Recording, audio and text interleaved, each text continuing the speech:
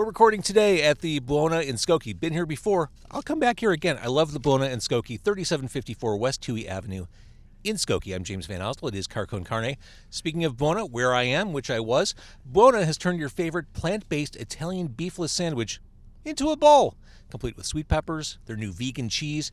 You can enjoy comfort by the bowlful this winter and cozy up with this twist on a classic today. I had it last week when I recorded with Urge Overkill. So good. It is so good. Holy smokes, you were with the Urge Boys? I was with Eddie King Roser. Oh, I like right here. Eddie. Uh-huh. I had to yell at him. That's a double door story. We'll get to you guys. Buona. Sorry. If you're hungry, you want to get maybe Buona's classic Italian beef, maybe a combo, maybe their beef and giardiniera pizza, which is really good. Use my promo code CARNE10, CARNE 10, to get 10% off your online or mobile order. Buona is where we are. And speaking of our guests, which I was about to, got a little head start there. In a city that is arguably overpacked with live music venues, and in fact more seem to be lining up by the day, there are a few whose names rise above the list. Double Door is one of them. The venue opened in Wicker Park in 1994 and quickly became one of Chicago's most essential live rooms, period. It played host to bands big and small. How big? Rolling Stones. How small? Double Door was dedicated to Chicago's independent music scene from the beginning. Big and small. Can we use Fat Nut as a small band? Yeah, we can use Fat Nut. That's a great name. It's an ethos, too. Big and small. Really good drummer. Double Door has been there. Double Door disappeared from the map in 2017. It was evicted from its Wicker Park location. The story, like any good massage, has a happy ending. Double Door is coming back. The new location is a stunning, classic, old Chicago building in Uptown. And its owners, theater, are here today to talk about rebuilding a building and rebuilding a brand. It is Sean Mulroney and Pete Bruce, my guests, the owners of Double Door. Here we are. We're recording on just a brutally cold January night, and here's a sign of the times. I felt like a hall monitor. I handed you guys COVID tests before you could get in the car. We had a cooling off period before we could come together. You know, it's always a great thing to get tested, but the downside of it for you now is that now, because you made me stick that swab up my nose, I can only refer to you as James Van Nostril. I've got to be honest, Pete Bruce of Double Door. That may be the first time I've ever heard that one. No joke. Leave it to me, man. James Van Asshole, heard that one. Oh, Van Nostril. How is that possible? You're a trendsetter. All right, so we're at Buona in Skokie. The second Sean Mulroney walked in the car, I just handed him a bag of hot, delightfully fragrant sandwiches. Pete Bruce in the back, you got the combo Buona beef with hot giardiniera on the side. So we're gonna get that to you. I got the lightly combo dipped. I got the combo with the giardiniera on it. Oh, well, because that's what tough guys do in Chicago. We put the giardiniera on it. We don't. This appears. Yeah, but what you don't know is you get more, and then it's not with spilling the out on the fries. thing. You This can is put a it cheese in there. fries. Cheese fries. There you go, Pete. Cheese fries. Are those all the Buona fries beef. though? I got fries for both of us too. Yeah. I think you just hand Are them all the over. fries This in there, all the sounds- sandwiches feels like here? too Yeah. many fries. And Okay, if you got that's what it cheese is. fries. This is you always got- the most you better challenging hope part there's of Car your Con own Carne, tub of the- cheese, because All right, let's see what only they got one here. tub There is in no here. clue as to what's on that one. Now you got yours should be bigger than both of ours. I You went got for a a 10 there's inch. two sets of fries in there. The small ones with the cheese. So we can go by size here. Those look like those are probably both. That's the what she combos. said. Uh huh. Okay, this is these mine. I think the only way this is really That's not entertaining my for you, car. those that are tuning in on that. So either that or James will just blip me out. Oh no, I don't like editing. No editing. This is verite, dude. This is live to tape. Oh, live. Verde. Is that French? God bless you. Here, open that up and see if it's what you ordered. Let's see. Is it lightly dipped? I think that They're all dipped. Did you have a combo also? I did. Okay, so one is with peppers, one is without. So You can feel by the weight, Give me probably. your fries. all right. Here, this one feels heavier than I have this a one. cheese fry in my Let's hand. try that one. Yeah, you just got the straight up beef. That's the big one. That's over here. See, look at that. Oh yeah, that's combo's definitely yours. the big one. So now it just comes down to who has the giardiniera on and mine. who Yeah. doesn't. Yeah. So Pete, I'll let you. Well, James will let us know what's Yeah. going on here. I'll take a big bite out of it and then tell you what it is. This is Pete's. Okay. Pretty Buona beef. sure. What a beef. So you need the jardinera. That though. was Melissa number 1, who I got that from. You Oh, yeah, got- this is definitely mine. Okay. Do you have the jardinera back there, Pete? Side of I jardinera? don't know, you knew? I'm only working as fast as one can. Take your time. Here's what the combo looks like with jardinera, as best as I can hold it up. This is a work of art. This is a beautiful thing. I like the Buena beef. Oh my God, it's You know, so Aldi, good. you can get it frozen. You can. They have it packaged at Aldi, which is delightful. Mm-hmm. But there's nothing like coming here, getting it with the French roll, all au jus, Yeah. and the jardinera. I love it. Those of us who have been in Chicago for more than a minute are familiar with Double Door, with its original location. For those who maybe are new to Chicago, I mean, it's been almost 5 years, right? Yeah. What was Double Door in Wicker Park, and what is it going to be? Well, Double Door in Wicker Parks, it was. I tell this story, and it gets better every time. I like to tell Oh, myself. I can't wait for this then. So, what happened is I opened a little bar in the Ukrainian village at Damon and Thomas called Sweet Alice, and Oh, yeah. we wanted to take over the other side of the property and open a little music room. But Was we that were, with Joe Hathaway? yeah. But Jim Lasky, Joe Hathaway, and Rich Jim Kiewit. Lasky, too? Yeah, Dim Jim. I'm not going I to do grew that. up with him. Yeah. Well, good for you. Any rate, we wanted to do live music there, and it just didn't. The property didn't allow it. We tried it, and we kept getting shut down because the neighbors upstairs complained. So we had the opportunity to take the Main Street's pub and Double Door Liquors in Wicker Park. An old guy named Harry Strauss owned it, and me and my cousin sat and drank shitty beer with Harry Strauss for about 8 weeks straight. He made us pay for every beer, including the ones he drank. And at the end of the day, he said, all these people came in and all these big shots. They want this building. He was like, but I like you guys because you pay for your beer. So That was by the just- secret, yeah. Yeah, it was a funny place. It had a right angle pool table and one up in the front and some tanning beds. And then it was the liquor store. And the back was an old tavern with a stage on the Damon side that had wagon wheels. It was Wow. a country and western bar. Get out. Swear to God. It was they called it in the local police call it the bucket of blood. It was an outlaw hangout. I had no country idea. bar? I had no idea. The Double Door location that we all know, that was an outlaw hangout. Mm-hmm. Yeah. I love these stories. Wow. So the other thing that was kind of funny is that the building that Double Door in was an old SRO. For those of you that aren't familiar, that's a single room occupancy, rooms by the week, so to speak. It's more of a one-star hotel. I don't think stars are appropriate. But at any rate, the the funny thing is it was empty and been gutted.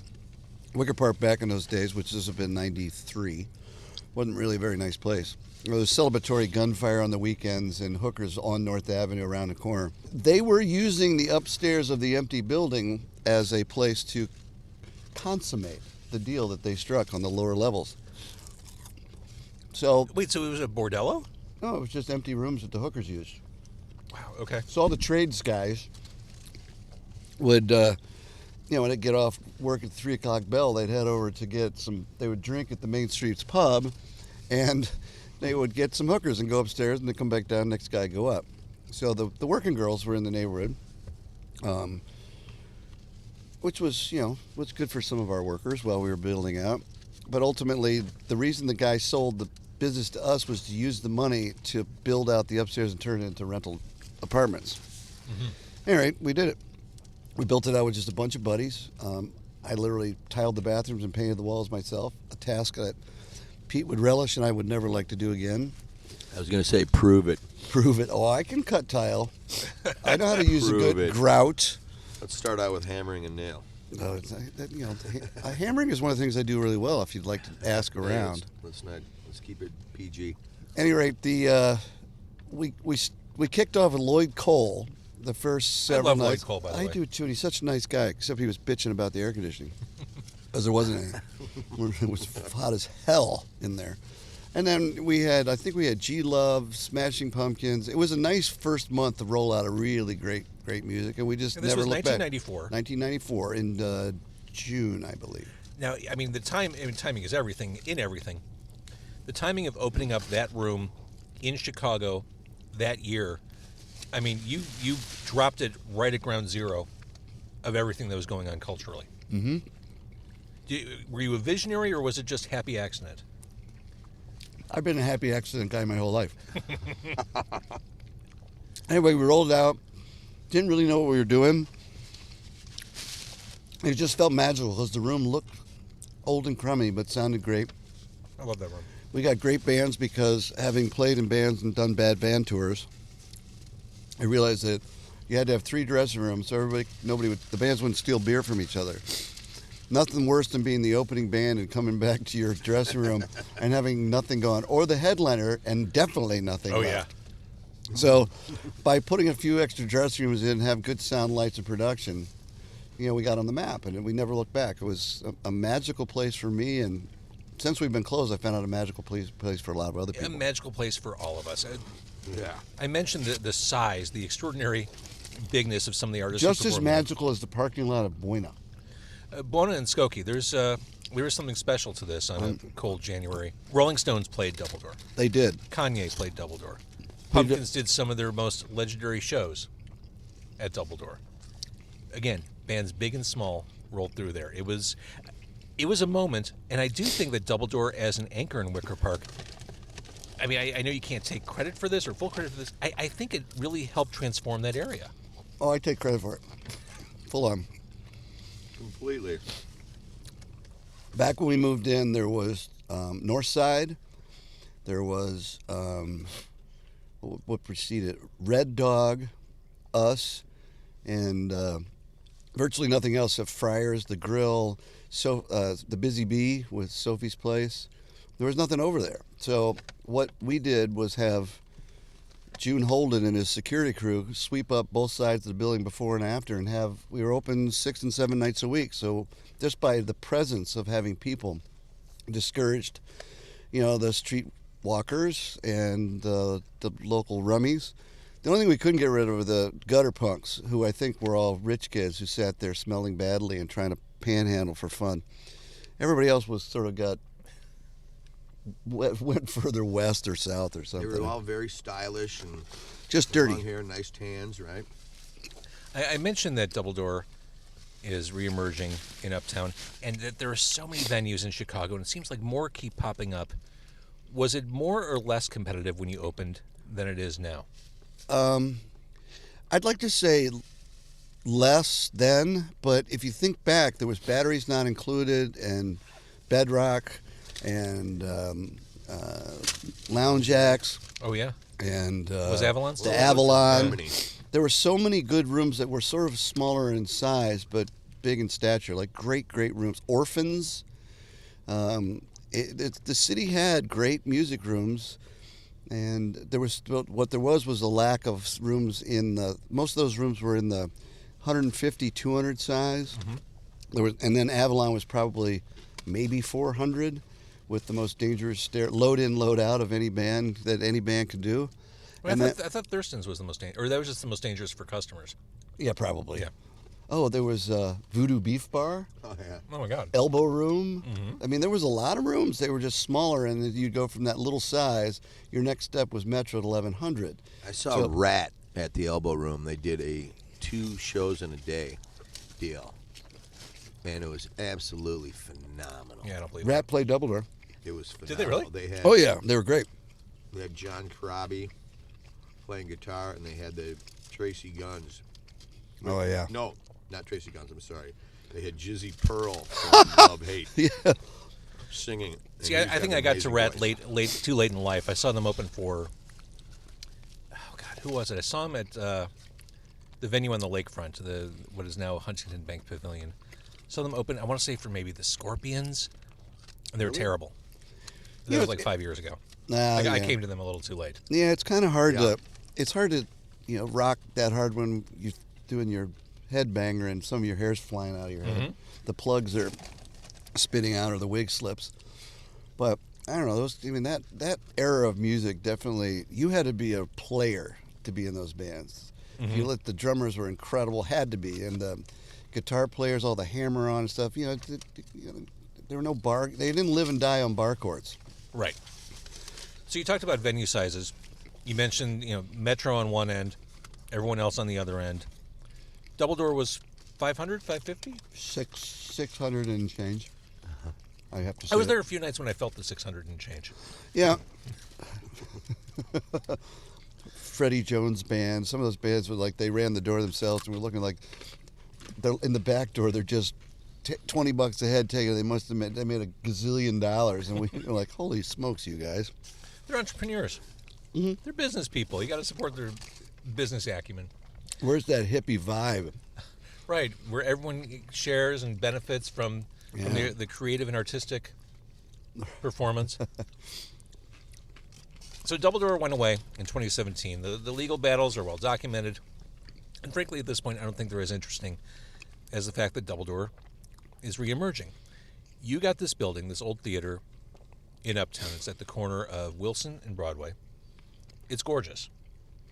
I can't, when I first walked in there, guys, I can't believe that no one else had grabbed this before you. Yeah, me That either. just sat dormant. It wasn't really available though. It was empty for 15 years. Yeah, but Cedar not- guys owned it, and they weren't selling it because they were going to develop it. But then one of the poor guys passed away. One of the founding partners, and these guys wanted, they couldn't tear it down because, public opinion would hammer them, right? Mm-hmm. Because the building, when was it built? 1909. As it was the first theater up in the Uptown area, I think. Right. It was called the Wilson Theater, and it opened. It was a burlesque house. Right, it was Original vaudeville. and There's burlesque. some of the historic pictures. You see this big sign that says vaudeville in front of it, and it's really cool. And like the Uptown, that wasn't built until the later 20s, or mid to late 20s, and the Riviera and the 1928. Aragon. So that was there way before. It didn't survive as a theater, but it's still, with the bank taking over, it has that true theater feel. And Sean and I decided a few days ago that we think we're going to call it the Double Door Theater. Interesting. Yeah. I We're mean, we're mulling in it the over. theater district. We're the first theater. It was known as the Wilson Theater when it was built. And nobody's even heard of that because that died in like 2 years later. So the Double Door Theater seems very appropriate. Well, the Double Door name itself came from the fact that we had a 17-foot neon sign out front that said Double Door in little letters on top and liquors. It was the Double Door Liquor And Store. that sign is iconic. It is. Put up there in 1974. So we'll get that cleaned up and hung back up. That'll go on Wilson Avenue? Yep. It will.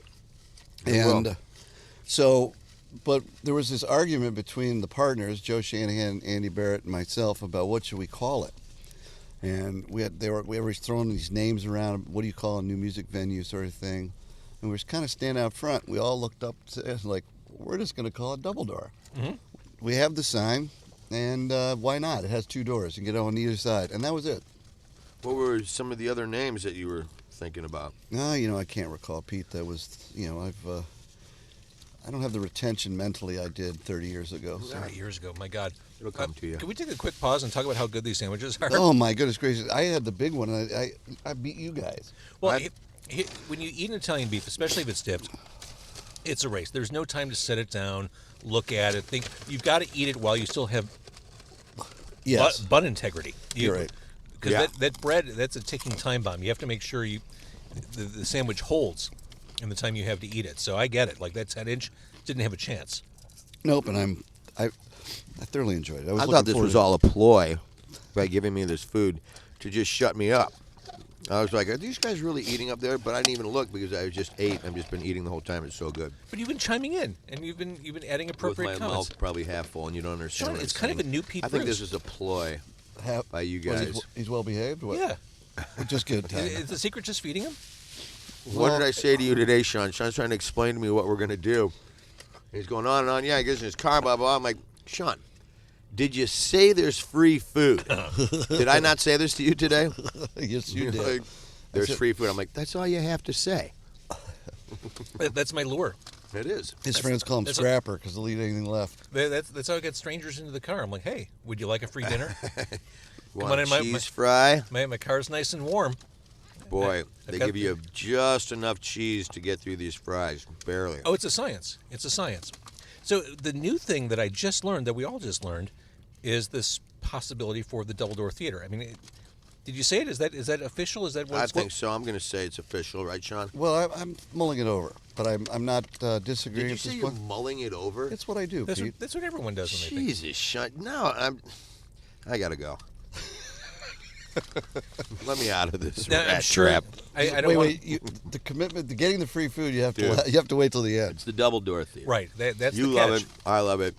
I Well, think it's we kind love of each other. I think it sort of fits it's Double Door. It's incredible, dude. But it was Double Door, or the Double Door. It was always just kind of like Double Door. It just was. Now it's a theater. But we bought a theater. Well, and I Right, think man. that allows you to do more with it. I think it changes the scope of what that brand is. It means you could do things that aren't rock and roll. You could do comedy shows. You could do.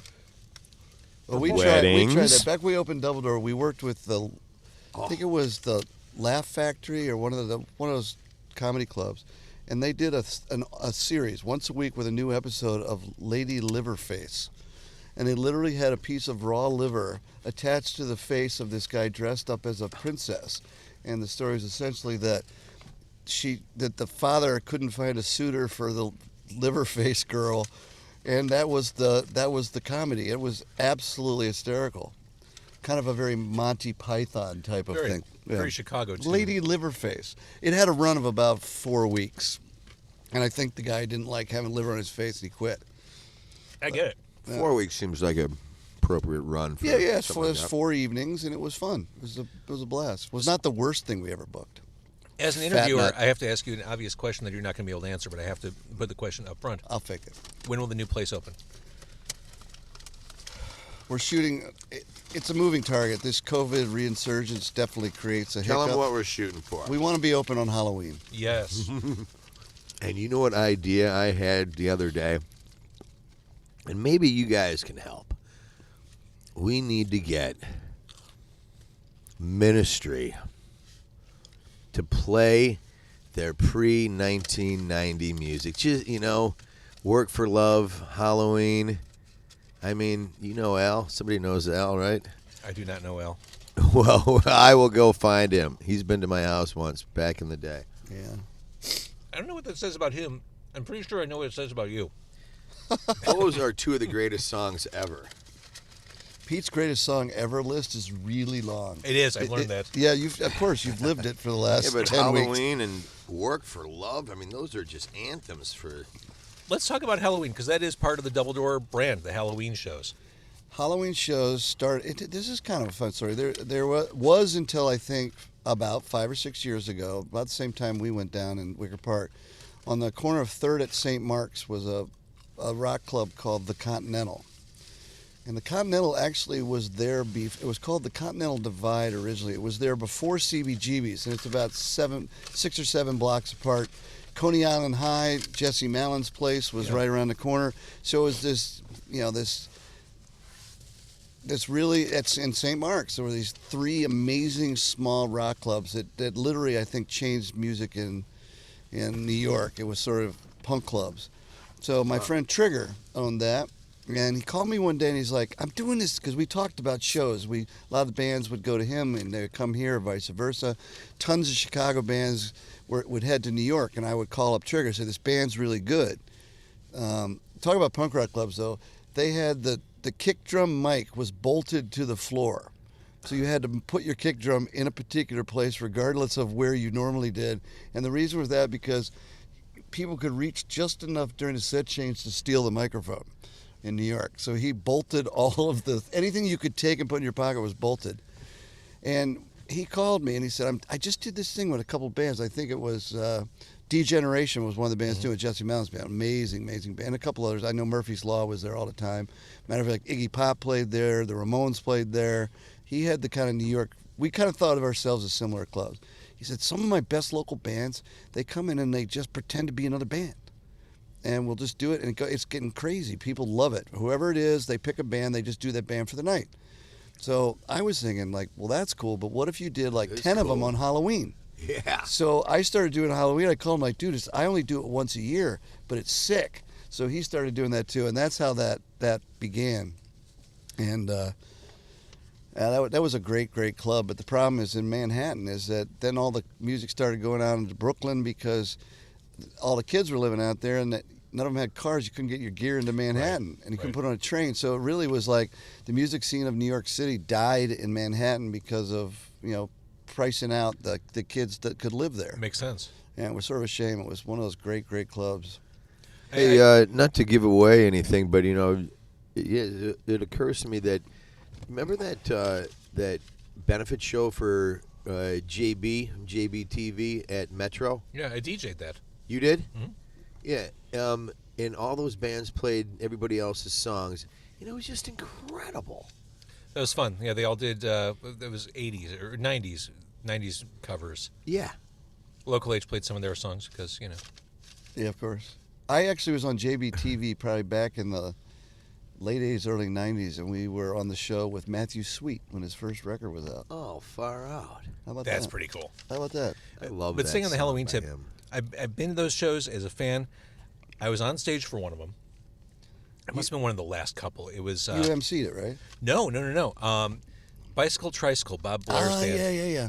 He did Meatloaf. Yep, totally. Who could do Meatloaf better than Bob Blair? He was magnificent. Unbelievable. So this is something that will haunt me till the day I die, Sean and Pete. Paradise by the Dashboard Light, they had me come on to do the announcer part, the play-by-play. Oh, yeah, that's right. I on remember Paradise. I couldn't read it quick enough. I couldn't keep up like they do on Bat Out of Hell. And they did the stop right there, dun, dun, dun, before I finished. And I walked off the stage in disgrace. That's my lasting sad Halloween story at Double Door. Well, it's going to haunt me that I couldn't talk fast enough on that mic. Bob, he's apologizing right now. I apologize afterwards. Then in hindsight... Nobody noticed. I'm driving home. I'm like, they could have extended the music. Could have helped. Until I Could have helped a brother out. Yeah, they could have kept those riffs going for another minute, so I could. Well, that's the thing. Climax. Is that when you do those shows, I did one as Alice Cooper and one as the Eagles. And with the Eagles was Jay O'Rourke was stepped up to play. Jesus. What a great guitar player! Holy smokes! So he did that with Nils St. Cyr, who was in Nash Cato's band, and in he's been in so many bands. Now living in Germany, interesting story. I met Nils St. Cyr because I was good friends with Nash Cato for a long time when he was here in town. And he called me up one day and he said, Sean, can you, for his band, the Nash Cato's band, which was on Stone Gossard's label, and they were touring it when it came out. And he said, we need to have you play bass we're opening up for the Smithereens in Nashville and like 3 other south side because their bass player had a wedding or something, family event. So I go, that's cool. When do we get rehearsed? We don't. We're just going to swing down and pick you up, and we're going to go down there. And it was, I literally were driving the van. Bob Blair was the tour manager of all things, which don't hire Bob Blair as a tour manager, just word of advice. He's entertaining as hell and a lot of fun, but logistically, nothing could have gone more off the rails. I don't believe that. I refuse to believe that. There is a time zone, so when you have to be in the East Coast, a particular place, and you're on Central Time, you're cutting your sound check about an hour short. Uh-huh. But anyway, we had a really good time. But the first one up, I just got on stage and at an outdoor festival thing, opening up for the Smithereens for the first time, playing, Nash's album plus a few of my favorite, which is all of them Urge Overkill songs. That's cool. It's funny. I was, I had Ed here last week from Urge, and I was thinking a lot about that Nash solo album, Debutante. Yeah. Which was a really good album. It was a really good album. And the title track, Debutante, had Louise Post of Veruca Salt on backup vocals. That right there, that's a song. Yeah, it was a great tune. And he covered Dirty Work by Steely Dan on that one. Yes, he did. Good stuff. All right. Nash Cato aside, the Halloween shows, the goal is to open up Double Door so that it seems only right that you would open with a Halloween show. Well, the plan is that no matter what the day was, if it was in March, our first show would be Halloween. But it looks like where we're dropping it, Halloween is actually a realistic goal for us to do for real. And the thing would be to do that. And we have some, special guests that have expressed interest in playing, one of which you interviewed recently. And Fat Nut's not together anymore. I wonder what happened to those guys. I bet Fat Nut would get back together for. I bet they would. Yeah, a Halloween show, and if things keep trucking along in the direction that we think they may be going, it could just get out of control. Like we could be able to pull some really big names and put on a serious whole production for a night or two, right? Yep. We will. building-wise, we took a step closer to being able to realize that dream of opening on Halloween. And that is after getting our structural report back. I'm looking, I'm just like, no, no, and no. So the stuff they wanted us to build and build out, and it's just, we're going to do our big balconies and mezzanines, right? And it was a massive undertaking. It would just add so much time, so much money, and crush the sight lines. Right, and you know something? It just wasn't cool, and it never felt right. And after getting the structural... This is all new to me. This is all new to everybody. This is brand new. This is brand new. This is 2 days old. And I'm thinking to myself, I never, those balconies and mezzanines running across the sides never felt right. And I cut that top one in half, right, because I didn't want to feel like a prison. Let me interrupt you real quick, Pete. What people who are watching or listening may not know, when it comes to the architecture, the build-out, all that is your world. Like Sean's the guy he's the history, he's the friend to all Sean, artists. Both you guys, I can't believe listening to you guys and your knowledge of music and people and bands and albums and songs. It is mind-boggling to me. You guys are really something. I shouldn't even be here. Well, Pete, you are this brilliant. You are Bob the Builder made manifest. Well, I love designing the big, cool lofts, and that's what I've done for 35 years. I've lived in these giant warehouses and just made them super cool. Well, this is what Pete does, just to give a little sense. So he's been installing the second row of heaters so that we are, because with this cold, we're in thinking of our next show and just even the building out, keeping the winter workable. Pete's been there, I don't know, probably, what do you get there, 7 o'clock this morning or something? 8. And then so I was to pick him up at 7:30 to meet you here for this wonderful meal at Buena Beef and Skokie. Do you mean it? Do you mean that's wonderful? This one is wonderful. Okay. I couldn't tell if you're I being think this facetious. might be the best Buena I've ever been to. I agree. It was perfect. It's accessible. Except for them forgetting my hot papers. It really was. Well, I helped you out with that. Yeah. So anyway, Oh, you did. I pull up at 7:31 in front of the new double door, and I call Pete, and I could tell he's groggy, and he's like going, I had to put it down for a minute. I got to get my shoes on. I go, get your shoes on, get out of here. So it was cold in there, so he took the scissors lift, put some couch pillows on it, and moved the scissor lift up to the heater in the ceiling. So he took a nap at 20-some feet in the air on a scissor lift. I did. That's fantastic. It was 110 degrees under. I woke up but I woke up thawed out because I was frozen. Well, this is interesting because I've been to your loft, Pete.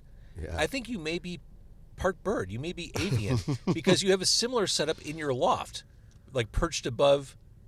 Oh yeah, your bed loft up there. Yeah, that was actually built just to cover a stairway, and then it's like, why not put a window there? And look at my big, beautiful cottonwood tree, and look at nature. He may be look at the bird-like. moon and the stars. But no, it's just all about building little spaces out, and and having the big space to do it. And this being purposeful and awesome. We're going to have mezzanines going from front to back on a second level, 9 feet above your head, and about 14 feet, 15 feet wide. So you could put bars underneath there, and it'd span the whole, front to back of the theater. And it would be really cool if you could make it like old school, ornate steel, like in the old theaters. But, we don't have the ability to do that, unfortunately. But after getting the report today, I'm just like, this is great, because there's no way I'm doing what they want me to do, which is pounding through the floor and building all these foundations and with spread footings, which are very difficult to pour, and just a big hassle and money. And I'm like, you know what? I'm like, Sean, you got to get over here. Sean comes over, and he read the report, and we're just like, we got to eliminate. We're gonna move these balconies back to what was the original idea of basically like opera boxes in the back. Yeah. And the place just stays more open, more cool, and we can try to get it done by Halloween. Well, and I think there's a lesson there for anyone starting their own business, operating their own business. You have to be flexible. You have to allow yourself, you have to be able to kill sacred cows, which is and you need to have a Pete. Thanks, Sean. You're welcome, Pete. So it's going to be even cooler. It's going to be way cooler. And our architect came in to sort of explain the bad news, which we already decided was good news. And he said, "You're the best part about it. You're not messing with any of this beautiful stuff that's out there. You're not going to touch the beauty of this building. You're going to accent it. So, and it's not going to affect the amount of people we can have. It's just reassessing where they're going to be. It's incredible. I mean, it will by Who cares? I mean, don't use real numbers, Pete. a significant number, but we don't care. No. Well, and I think you said it. Walking into this room, it is this classic Chicago building. Having more focus on all the visual interest of this room, Yep. I think is a great thing for the people who go there. I mean, it's not going to be like the Aragon or the Riv, and not even close to something like the Uptown. But it's going to be like a junior version with that same feel, and that's what the whole thing about the double door. It's like people say, well, what's in a name? Can you recreate that? Like, yeah, it's gonna be better. Yeah, like the Vic. It's more Vic-ish. Okay. They have those opera boxes that are kind of on each It won't side. be as nice as the Vic. Yeah, well. Yeah. Oh yeah, Pete, come on. dude, The don't Vic sell is yourself short. incredible. Pete, my partner. Those are, Sean. I keep it real all the time. You know that. I mean, those well, you are, keep it Pete real. Doesn't mean it's real. actual There's- factually dude, It's a real. qualified those real. 4 beautiful opera boxes. Yep. Are we gonna have something like that? No. Those little stairs going up to them. No. Yeah, but you couldn't do that today. It wouldn't pass Right, I know. code. Yeah. That's That's why the thing. That's why the Vic is so cool. Yeah, I get it. So, And this, plus Billy Idol, he looked up at me and we gave each other the well, that's right. fist You went to twirl. Billy Idol. Yeah, it was Yeah, good. we're hanging right over the edge of the stage, the side of the stage in that opera box, that first one. which That's is where I the was best for seat. Adamant at the Vic. It's the best seat in the world. Holy crap. Yeah. And the wait, and I'm like, Sean, what do you want to drink? And I'm getting up to get a drink. All of a sudden, here's a pretty waitress. Hi guys. I'm like, whoa. What? And she came right when I was finishing all 3 drinks. Right before I finished them, there she was. Incredible. Thank you, Nick Miller. Is the Nick story really Miller. is the story really that you just had an attractive waitress with good timing? Yes. Okay. And he was close enough that he thought Perfect timing. that he actually believed that he was waving at Billy Idol. What are you talking about? You saw it. I did. I totally agree with I mean, I was doing the the iconic Billy Idol fist twirl. No, just a twirl. Yeah, right. And I'm doing it hanging over the opera box, and the dude looked right up at me and was like, "Oh yeah!" Starts laughing and gives me the fist, and me and Billy, if we meet, we will be bros. I've only seen Billy Idol once, and it was at the UIC Pavilion. It's probably 1986. Whiplash Smile. Smile. Thank you. Yeah. Not a great album, but I mean, it's Billy Idol. Well, the other thing is that it was got a just him couple and of Steve good ones Stevens on there. acoustic.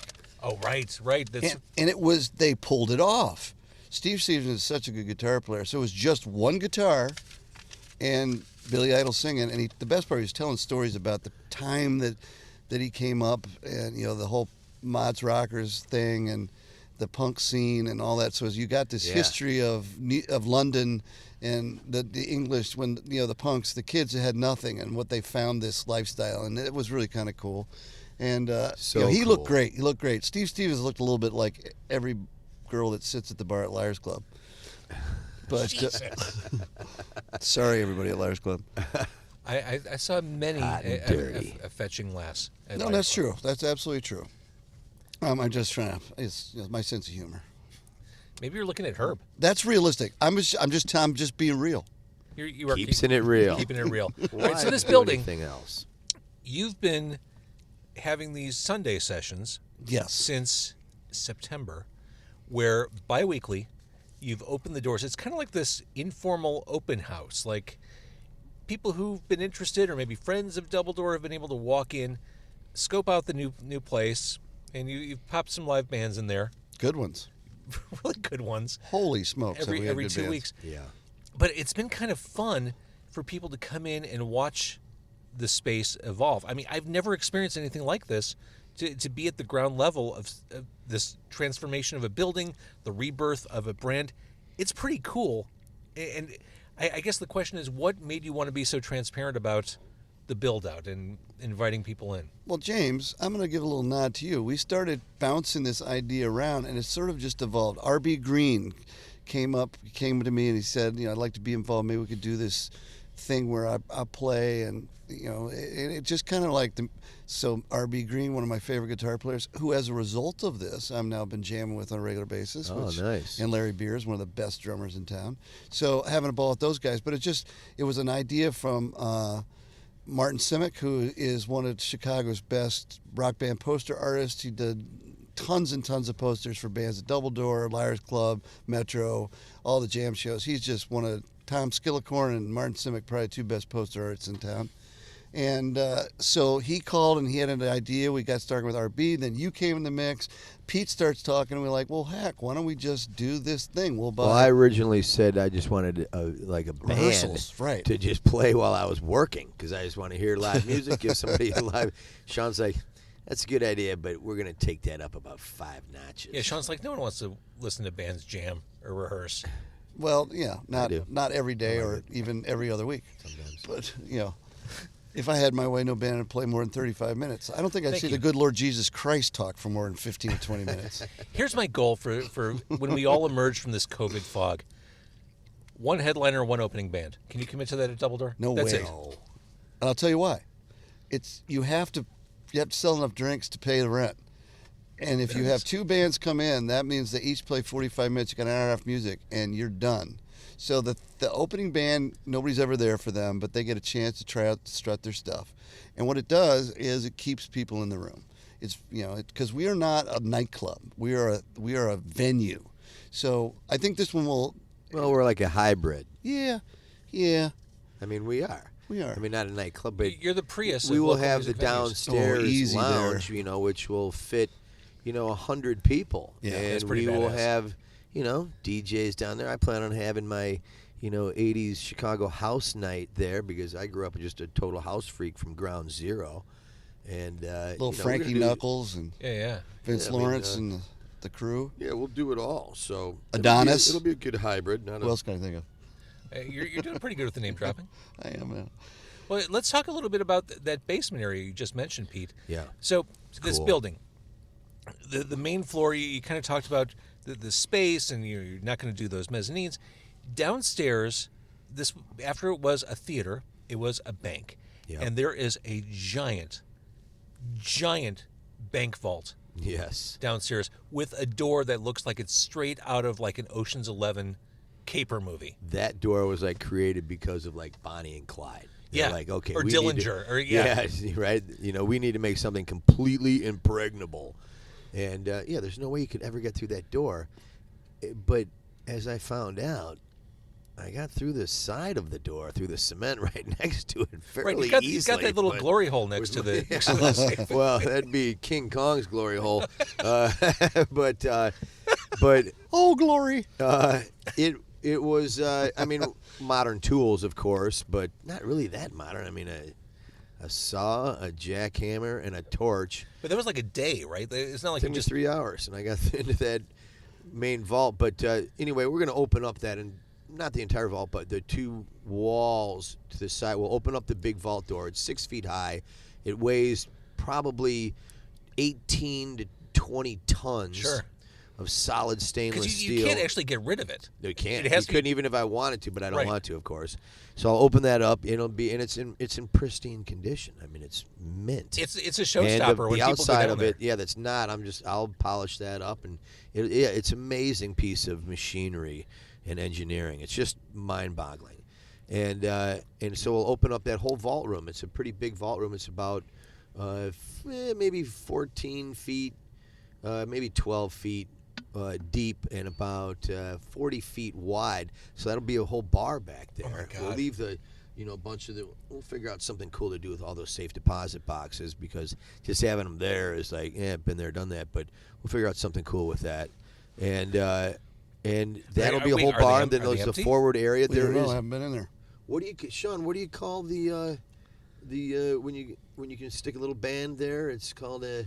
Oh, the little Presidium? The Presidium. Presidium? Yeah. Yeah, we've got a little Presidium down there in the basement, which is like, what? It's this tapered terracotta, Yeah.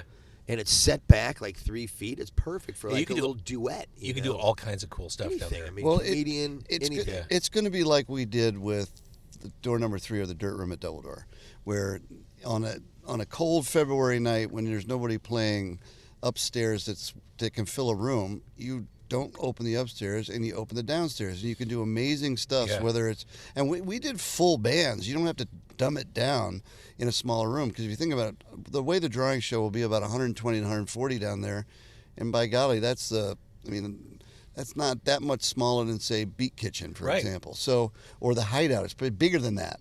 So we will be able to do, well, you know, we used to do Fabitat, the drag queen show, and we did Simmer down with the reggae thing, and we had residencies in that room that were just incredibly fun.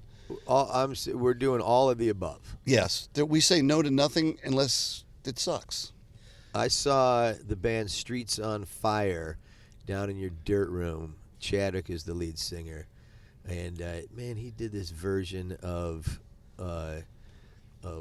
Transmission that just got me off my rocker. It was just amazing. That's my best memory of that downstairs. When we first started talking tonight about the original Double Door in Wicker Park, I mentioned that location, that venue, that touchstone kind of transformed Wicker Park culturally. I mean, High Fidelity decided it was cool enough to film there. I really believe, and I don't think this is overly ambitious, I really believe the new space is going to do the same thing for Uptown. Yeah. I agree, and I think the community up there is embracing us for that reason. But back to Jack Black. Oh, Jack Black. We did a show. I'm going to tie in all kinds of things. Right? We did a show on a Valentine's Day, and the headliner was Urge Overkill, and with a Do all roads lead back to Nash Cato? Is that today it is. Okay. And I haven't given you my King Roger story yet, but matter of fact, this is the same night.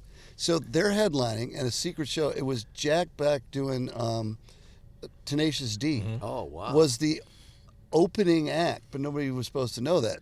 I had dinner with Jack Black that night, but the best part about Jack Black is he is that guy to a extent. You know, he's not on 10, but he's probably on 7 all the time. And he came in, he's like, I've seen this place before. I go, well, there was a movie here filmed before we had it, filmed with Patrick Swayze. He goes, Next of Kin. No way. And I go, you're right. He goes, I knew I've seen this place before. Wow. I love that with movie. that one hint, he got it. So he was just like all about the fact. We did there were a lot of movies and television shows shot in there over the years, and weddings and so forth. But Jack Black was like, I knew it. I knew this was the place. So I don't know if you know, but the girl who played the bass player in School of Rock is the daughter of Downtown Larry Brown. And so they came in, and it was the first time she'd seen Jack Black since the movie was released. And it was like a little homecoming there, too.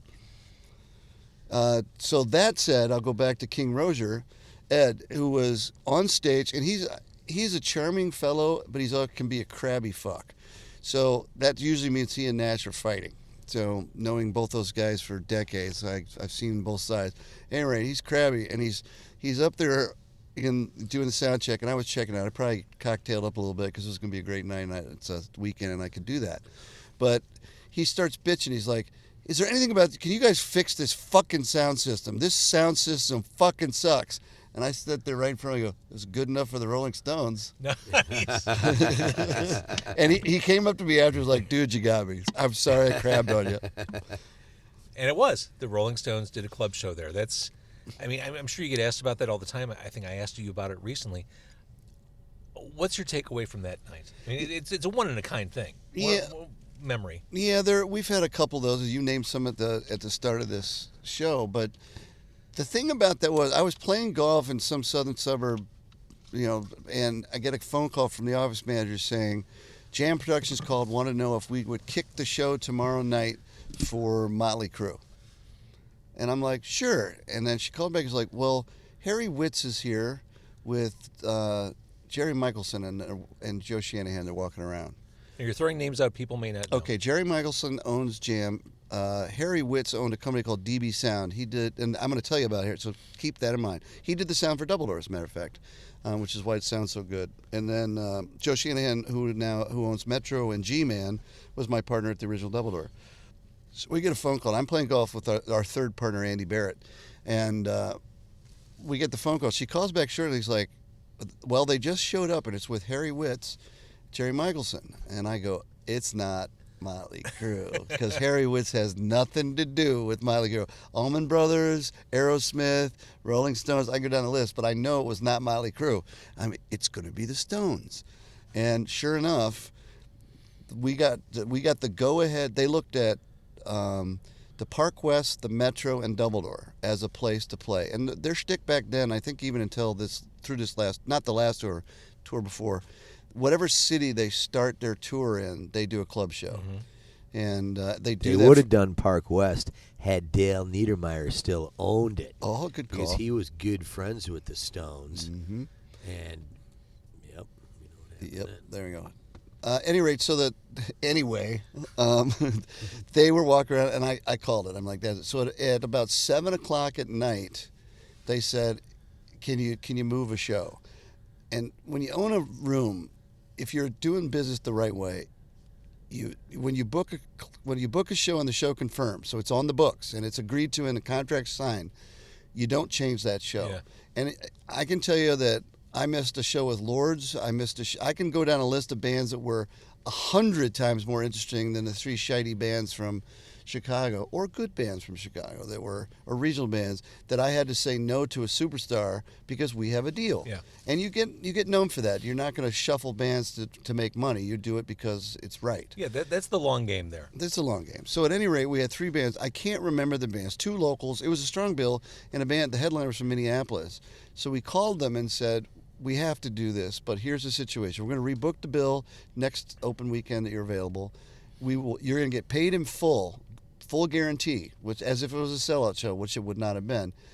And so you can take the money, or you could come to the show.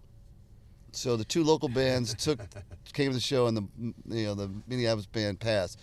I would have driven it, but oh my God, yeah. So at any rate, we at 7 o'clock in the morning, my partner Andy Barrett got on a ladder and put on the sign, "Rolling Stones tonight, $7." Oh my God! And the rest is history. Then the band was so cool. They catered in. Well, what about the tickets? I mean, how did they sell them? We sold the tickets. Each ticket you had to present an ID, driver's license, address, and everything. And each ticket we only sold 270 tickets. The rest were all comp stuff. That from sounds about the right. band. I was getting faxes from faxes. You heard that word, faxes, from the Secretary of State's office, the governor's office, the mayor's office. I bet. And the funny part, it wasn't any of them, but it was on their stationery. And we're just like handed them off to the Stones guys, and they're like, nope, this is for fans. Anybody, if they can get on the list, they know us. So the funny part was, I snuck in three people. Well, actually two. The third one we worked out. Liz Fair and Scott Lucas. From Local H. From Local H. Both of them I snuck in. And then Chris Chelios was standing out in the back on his tippy toes. He's like, Sean, I've known him. Pete knows him too. It's just, he's a good guy. Anyway, he's like, Sean, I can't get in. And I'm like, dude, you're Chris Chelios. Why don't you just call Jerry from Jim? He's like, I fucked up. I was supposed to play a Pro-Am golf tournament today, and I blew it off. So he asked me one time to take his place in like the Butkus Pro-Am golf tournament of the Chicago Police or something. I didn't. I couldn't, but I wish I did. So Chelios was too sheepish to ask. No, he said I tried. They won't take my call. Oh my so God. I go in. I see Jerry. I walk in. Jerry, like, Chelios is outside. He really wants to come. He goes, fuck him. And I go, come on, dude. It's just Chris Chelios. He's like, fuck him. He blew me off today. And he goes, just make him sweat for a while. He's just like, wait, I'm doing the best I can. Just wait. And in about 45 minutes or not, this is like in the middle of the day. This is an hour. Yeah. He's standing out there. Of course, everybody's recognizing him, and he's feeling like an ass because he can't get in the show. Sure enough, Jerry goes, all right, you're in. But the best part was, this was Jordanaire Bulls too. Yeah. So we got a call. A lot of these guys came to see Liquid Soul every Sunday. So we knew them all. And my head of security, June Holden, is a XXX shirt. So we had a whole stack of XXX security, double-door security shirts. And we gave, I think there were 4 or 5 of those guys got T-shirts that said double-door security and got in with their T-shirts. Of the Bulls. Of the like Bulls. The legendary Jordan era Bulls. Jordan was not there, but there were. I know Rodman was one of them, but in the rest but it was they were there. And I'll tell you something. If everybody who has told me they were there was actually there, there'd be about 1,500 people. For there. sure. I was not there. Yeah, I wasn't either. But it was a magical thing. The band was so cool. They are who they are. Charlie Watts stood literally in the basement, in the dirt room there against the wall, and just didn't talk to anybody. Ron Wood was kind of holding court a little bit on one side. I sat at the bar downstairs with Ronnie Wood. He goes, "What's a bloke got to do to get a drink around here?" I go, "What do you want?" "Gin and tonic." And I get it from when we sit there. He's like, "I want to, Sean, I just want to tell you, of all of the shows we play, anywhere we play, our favorite show is this night when we get to play a room like we started." He goes, "This is how we are." So I'm going to tell you, Charlie Watts played his famous Gretsch kit. He was there on that. And Keith Richards and Ronnie Wood played through just Fender combos, one little amp. And Mick Jagger was in our dressing room number 3, which is the really shitty one, with the nasty couch and everything. It's like it's the shitty one. It's the one the opening band goes to. He's in there warming up. I do have a copy of their set list because they left it on the copier. But they were so gracious and so cool. And, of course, Daryl Jones, the bass player, is a Chicagoan, who I took lessons from, as a matter of fact, before he was a Stone. But it was just one of those great nights. And afterwards, they came in the vans out front, walked in. They stopped on the sidewalk and waved to everybody. And on the way out, they did the same thing. So we'd open the doors up, and the Mounties, the Chicago Police Mounted Patrol was all there keeping. But there were thousands of people on Milwaukee Avenue just listening. It was great. It was what you realize is that, those guys are pros, but they're also they respect the fact that they have all these people who love what they do. They get it. And the Rolling Stones, when they first came to America, they wanted to come to Chicago. Yes. They wanted to go to Chess. Yes. Chicago was the destination when they were just starting out. So I'm sure just the city at large is special to them. Forget the first night of the tour. There's something very meaningful to them. Well, the last time, their last show in Chicago at Soldier Field again, Mick gave a shout out to Dumbledore. As the last time they were in town, they played, the last time he played a small club. He shouted out. did, didn't he? Yes, he did. Yeah, I saw that. That was a sweltering night Yeah. at Soldier Field. I was there for that too. Yeah. So we was got amazing. a shout out from Mick. And interesting enough, I was at Gina Giorgetti's with their entire, their agent, their booker, and all these other people, and from what were they? Was it AG or Live Nation? I can't remember. Whoever they were, and it just happened that a friend. So I had dinner with these guys, and it all came up because they're like, "Yeah, that was amazing. It was amazing." So I have a feeling that they went back and reminded Mick. But at any rate, I'll take credit for the whole thing. Either they remember because I'm awesome, or because I bugged the people at dinner to remind Mick that he had played there. In your experience dealing with artists, big and small, are the more veteran artists easier to work with? Some are, some aren't. If the tour manager is British, they're going to be awful. My favorite show, the old timers are really difficult. We had David Allen Coe come in the first time he walked in. That's when Kid Rock and he were hanging out.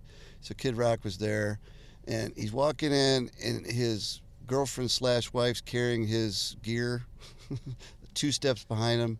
He walks in, he's such a badass. He's got the dead man's hand on his black cowboy boots with DAC on both. He's wearing his black fringe. He's got the white hair, and he's just so badass.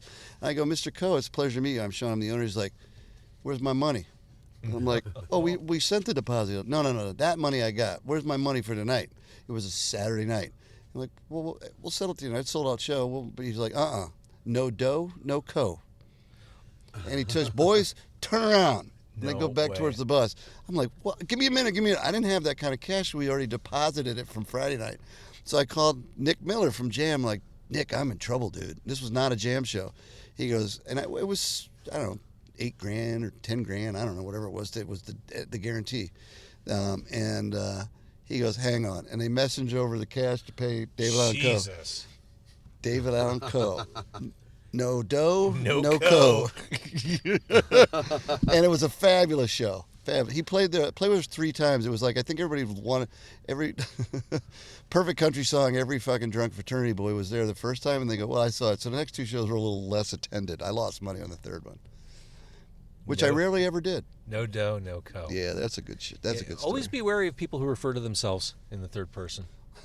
All right, we'll let that one go. It's a life Did rule. we order dessert? Yeah, what is it over? Is dinner over?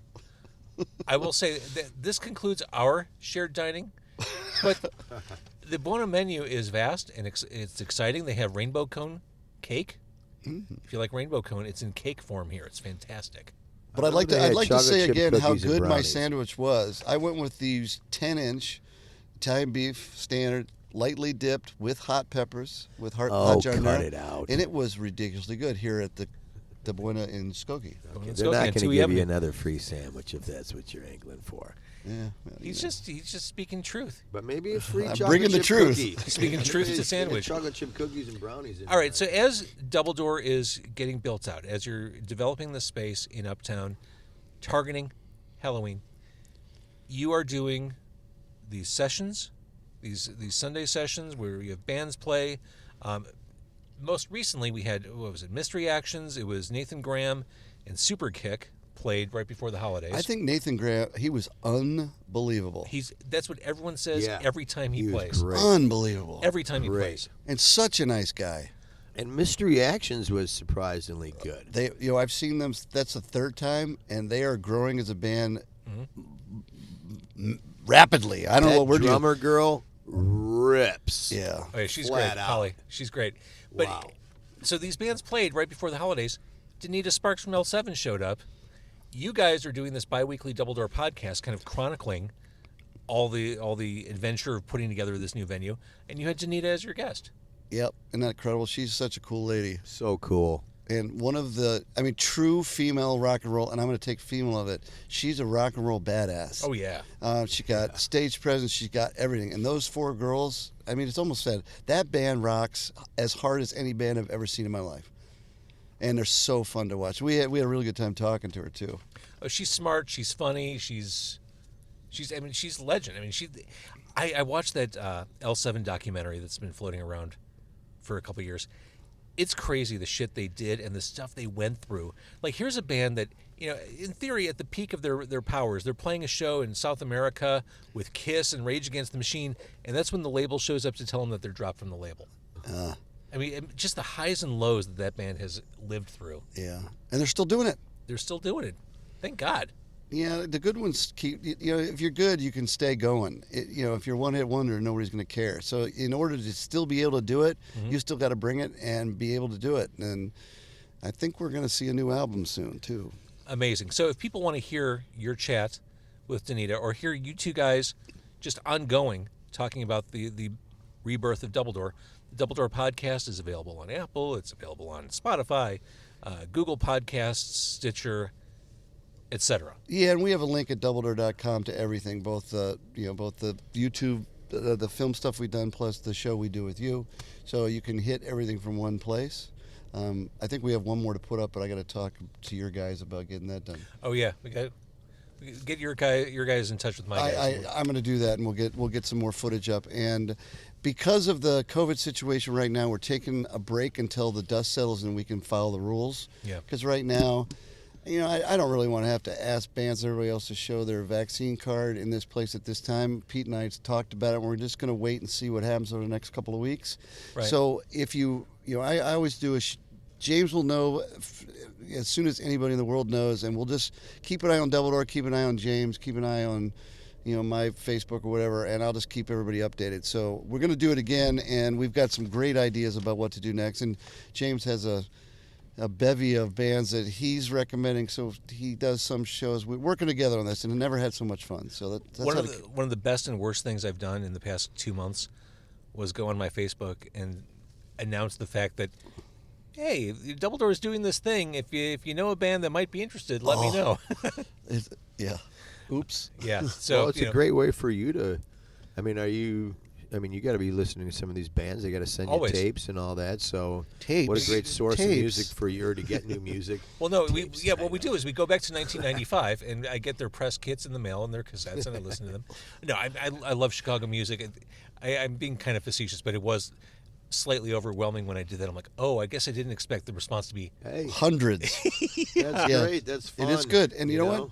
We're going to, if you're in one of those bands, I got to go back. I try to reach out to everybody. I'm probably a couple weeks behind, but we are interested in everyone. And, don't do a one shot and give up, because we're not even open yet. And, Double Door got built on the backs of Chicago musicians, the local bands, the local promoters. And if it weren't for that, Double Door would never get the big bands.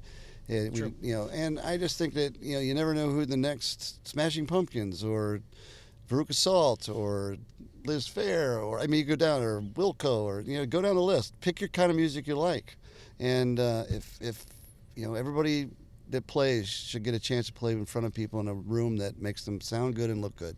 Hey, I've got an idea. What's your idea, Pete? If we've got all these bands and you've got you're getting hundreds of tapes, or what do you we'll what call are they them now, links. Sean? Links. They just sent us links to links. Okay. This is a new That parlance. makes me think of beef jerky. Why not? We do these shows every other Sunday, which introduces people, to these local bands, and they can come in for free and see these guys play in a very informal setting for 45 minutes. That's perfect. Like you said, nobody should play more than 35 minutes. Maybe we start doing like listening parties, Get a bunch of couches. We set up the sound system. It'd be, a little higher end, and people can plug in and play their favorite song, or play a song from the new band, or James, says, hey, I want to play these songs, and I see the crowd reaction, and just kind of chill out, just kind of a hangout session, like, in the 60s. Pete, you can run with that bit if you like to, but listening parties are a hit or miss. Hit or miss. Yeah, I know. Well, But we could hit ours. I mean, I'm not dissing it. Pete, in brainstorming, there's no such thing as a bad idea. I come up with good and bad ones every 10 minutes. But the fact is, you keep coming up with them, and that's a wonderful thing. Why not give it a shot? I bet it'd be All right, cool. so Double Door, 1050? 1050. 1050 West Wilson, in the Uptown neighborhood, Wilson and Broadway, right off Lakeshore Drive, right by the Red Line stop. Literally right across the street from the Red Line stop, which is now a state-of-the-art Red Line stop. Yep, it is. It's not scary. It looks like the United 22 Terminal. million. Yeah. 20, really? Mm-hmm. 22 million to rebuild that one? Might even be more than That's that. not a lot for that. I think it might have been. It was federal money, and they're doing the whole line. So it's really well done. Good. It is really well done. They took the old stop, restored it, and then on top of it put all the new stuff. Yeah, it's gorgeous. Doubledoor.com, Double Door on Facebook, right? Yep. Yeah. Double Door on Facebook to keep up with you. And this is exciting. As someone who has amazing memories of the original location, who has seen the new location, it's just every time I walk in the door just to visit you guys, I'm jacked. I cannot wait for this to make it to the finish line and start fresh. I think so too. We opened our door. I'm going to make one little negative thing. I don't want to end on it, so we have to go one thing at it, but I meant to say it earlier. We, when Pete was doing some of the demo, I think it was pulled the wall, the floor. We found a bunch of old Chicago newspapers back from 1919. Wow. One of which had the White Sox scandal on the front page, and we had it. It did? Yep, we had it laid. It was something. It wasn't the White Sox scandal. It was something. It was just a. It was about it. And it was. We laid it out so people could see it, and it's gone. Shit. And it wasn't like a White Sox headline. It's Still, about a the White newspaper Sox, from not the over 100 scandal. years ago. That's Anyway, It was there's other. 1916. What year was that? That was like 1908 or something. Whatever. It was cool. It You know was what? cool, and it was ganked, and that ain't cool. But anyway, the thing is, we'll dig through the dust of the other pages and find something cool, or we won't. Yeah. We got. You know what? We have so much cool memorabilia from the era, photographs, show posters, everything else. We're gonna have a lot of fun decorating this place with everything you remember about Double Door, the old Double Door, whether And it's you the know wall what? art, the sconces, anything you could think of. I probably have it. It's in Well, storage. Pete and I have it in storage. And we should put that out into the world, into the universe. That, we're looking for cool stuff like sconces, memorabilia, whatever people want to donate. Put their name on it, Donated by Joe Schmo, you don't want it to be like the Hard Rock Cafe. No, Not no. like that. It But would see, be this- it would be specific to the Double Door or that old theater, which would be Pete says he comes up with a new idea every 10 minutes. He shorted himself by about 7 minutes here. That's 2 in a row. I'm just looking for free, cool stuff. That's all. free, As always. Yeah, and if it's free, I'm in. Yeah, you know, Pete, I went to the cool Double Door. stuff. All that stuff I sent over, it's not there. He's got a big loft he lives in. All right, Sean Mulroney, Pete Bruce, co-owners of Double Door, doubledoor.com, Double Door on Facebook. Thanks for doing this on a really cold night. This was really fun. I mean, your car's warm. We got free food. Buona beef. Buona beef. And We tested negative. We tested negative. Tested negative. I like sitting in the back of the car. I feel like I'm being chauffeured. You are. know? No, we all swabbed our noses beforehand. We're all good to go. Right. I'd say this is a good night. I do too. Rock on and stay safe. Thank you, James Van Nostril. How do you walk away with that? That's a good ending right The show there. stops right now.